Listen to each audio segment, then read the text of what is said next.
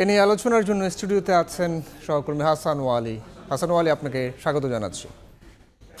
আমরা আজ দেখেছি, আপনিও দেখেছেন যে প্রার্থীর উপর হামলা নিয়ে প্রধান নির্বাচন কমিশনারের বক্তব্যে একটা প্রতিক্রিয়া তৈরি হয়েছে সবার মনে।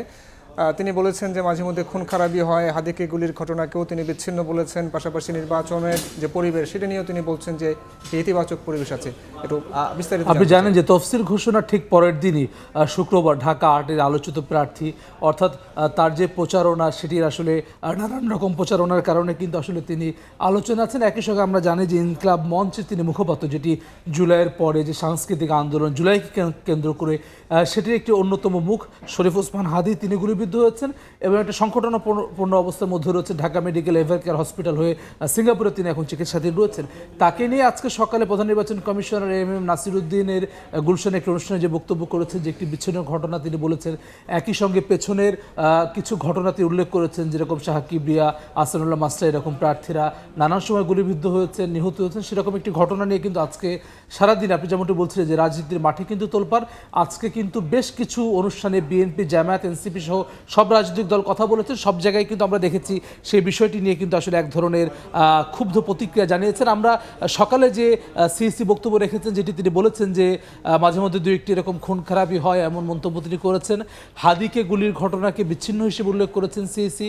আইন শৃঙ্খলার অবনতি হয়নি এমন দাবি করেছেন। একই সঙ্গে নির্বাচন নিয়ে কোনো শঙ্কা নেই। ইসি নির্বাচন আয়োজন অর্থাৎ ফেব্রুয়ারির যে সঠিক সময় 12 তারিখে নির্বাচন আয়োজন সম্পূর্ণরূপে প্রস্তুত রয়েছে এমন কথা কিন্তু তিনি বলেছেন।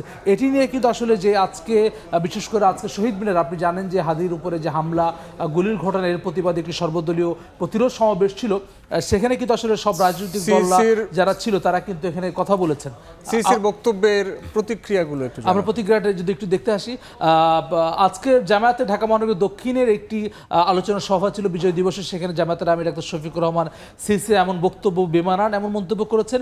একই সঙ্গে শহীদ মিনারের যে অনুষ্ঠান ছিল প্রতিরোধ সর্বদলীয় প্রতিরোধ সমাবেশ, সেখানে কিন্তু গোলাম পরোয়ার জামায়াতের সেক্রেটারি জেনারেল তিনি বলেছেন বিচ্ছিন্ন কোনো ঘটনা নয়, এটি প্যাকেজ প্রোগ্রাম এমন মন্তব্য তিনি করেছেন।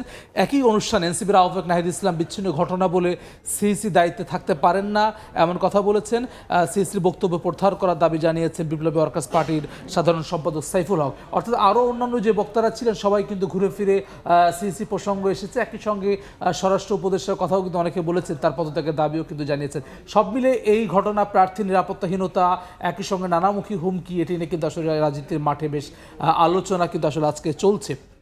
একই সঙ্গে আপনি জানেন যে আজকে বিএনপিরও একটি আলোচনা সভা ছিল রাজধানীর ইঞ্জিনিয়ার্স ইনস্টিটিউশনে।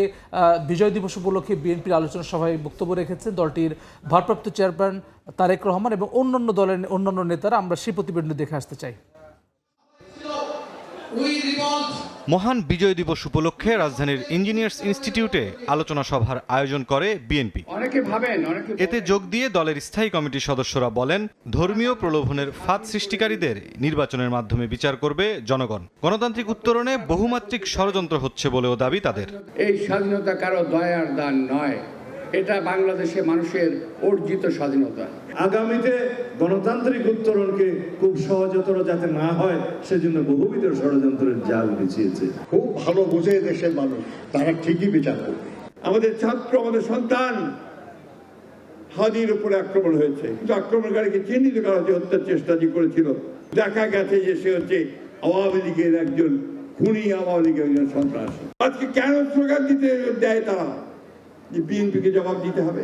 উদ্দেশ্য একটাই, যে বিএনপিকে তারা একটা হীন উদ্দেশ্যে চিহ্নিত করতে চায়। বন্ধুগণ, আলোচনায় লন্ডন থেকে ভার্চুয়ালি যুক্ত হয়ে বিএনপির ভারপ্রাপ্ত চেয়ারম্যান তারেক রহমান বলেন, স্বাধীনতা ও মুক্তিযুদ্ধের ইতিহাস বিকৃতির সুযোগ নিয়ে পরাজিত একটি গোষ্ঠী নতুন ইতিহাস তৈরির চেষ্টা করছে। পতিত পলাতক একটি চক্র শুধুমাত্র নিজেদের হীন দলীয় স্বার্থে বাংলাদেশের স্বাধীনতা এবং মুক্তিযুদ্ধের ইতিহাসের বিকৃতি ঘটিয়েছিল। স্বাধীনতা এবং মুক্তিযুদ্ধের ইতিহাসকে চেষ্টা করেছিল, তারা করেও ছিল, অনেক ক্ষেত্রে দলীয় ইতিহাসে তারা পরিণত করেছিল।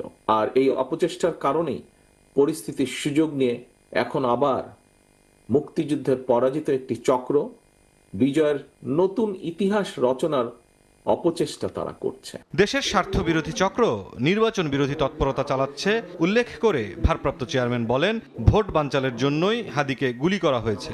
কারণে অকারণে শর্তের পর শর্ত জুড়ে দিয়ে কিংবা নানা অজুহাতে বাংলাদেশের স্বার্থ বিরোধী একটি চক্র নির্বাচন অনুষ্ঠানের পথে বারবার নানা রকম বিঘ্ন সৃষ্টির অপচেষ্টা তারা চালিয়ে যাচ্ছে। ষড়যন্ত্র কিন্তু এখনো থেমে নেই। গণতন্ত্রের পক্ষে সাহসী সন্তান ওসমান হাদিকে গুলি করার যে ঘটনাটি, এটা কিন্তু সেই ষড়যন্ত্রের অংশ। ভয় দেখিয়ে যারা ভোট পিছিয়ে দিতে চায় তাদের রুখে দিতে আগামী নির্বাচনে জনগণের সঙ্গে মাঠে থাকার ঘোষণা দেন তারেক রহমান। জনগণের নিজেদের অধিকার প্রতিষ্ঠার এই নির্বাচনে মিছিলে আমিও আপনাদের সঙ্গে থাকবো ইনশাল্লাহ। মুরসালিন হক জুনায়েদ, সময় সংবাদ, ঢাকা। প্রিয় ভাই বোনেরা, আমরা প্রতিবেদনটি দেখছিলাম আসলে, যেটি শুরুতে বলছিলাম যে বিএনপির তরফ থেকেও কিন্তু আজকে যে হাদির উপরে যে হামলা, সেটি নির্বাচন বানচালের ষড়যন্ত্র কিনা। বিএনপি কি নির্বাচন নিয়ে শঙ্কা প্রকাশ করছে? সেটি বিএনপির ভারপ্রাপ্ত চেয়ারম্যান তারেক রহমানও কিন্তু সেটি স্পষ্ট করে বলেছেন। অন্য অন্য নেতাদের বক্তব্যও কিন্তু সেটি এসেছে। আমরা যদি একটু দেখি, রাজধানীর ইঞ্জিনিয়ার্স ইনস্টিটিউশনে বিজয় দিবসে আলোচনা সভায় বিএনপির ভারপ্রাপ্ত চেয়ারম্যান তারেক রহমান বলেছেন দেশের স্বার্থবিরোধী চক্র নির্বাচন বিরোধী তৎপরতা চালাচ্ছে, এমন মন্তব্য তিনি করেছেন। একই সঙ্গে ভোট বানচালে ষড়যন্ত্রের অংশ হিসেবে হাদিকে গুলি, সেটি বলেছেন তারেক রহমান। একই অনুষ্ঠানে দলটির মহাসচিব মির্জা ফখরুল ইসলাম আলমগীর বলেছেন হাদির হত্যাকারী চিহ্নিত একটি গোষ্ঠী বিএনপিকে জড়ানোর চেষ্টা করছে, অর্থাৎ যে সামাজিক যোগাযোগ মাধ্যম বিভিন্ন জায়গায় যেসব মন্তব্য রয়েছে বিএনপিকে ঘিরে এই হাদির উপরে গুলি চালানো, সেটি নিয়ে বলেছেন মির্জা ফখরুল ইসলাম আলমগীর। একই সঙ্গে সালাউদ্দিন আহমদ বিএনপি স্থায়ী কমিটির সদস্য, তিনি বলেছেন গণতান্ত্রিক উত্তরণ কঠিন করতে বহুমাত্রিক ষড়যন্ত্র হচ্ছে, এমন মন্তব্য তিনি করেছেন। অর্থাৎ মির্জা ফখরুল ইসলাম আলমগীরের যেই আসলে যে হাদিকে মানে হত্যা করার জন্য যেই গুলি করা, সেটি তিনি বোঝাতে চেয়েছেন যে তারা চিহ্নিত রয়েছে, এরপরেও কেন বিএনপির দিকে তীর ছোড়া হচ্ছে, এমন অভিযোগ তিনি করেছেন। সব মিলে কিন্তু আমরা দেখলাম যে বিএনপির তরফ থেকেও কিন্তু আসলে নির্বাচন পেছানোর এক ধরনের ষড়যন্ত্র তারা দেখছে, চক্রান্ত তারা দেখছে।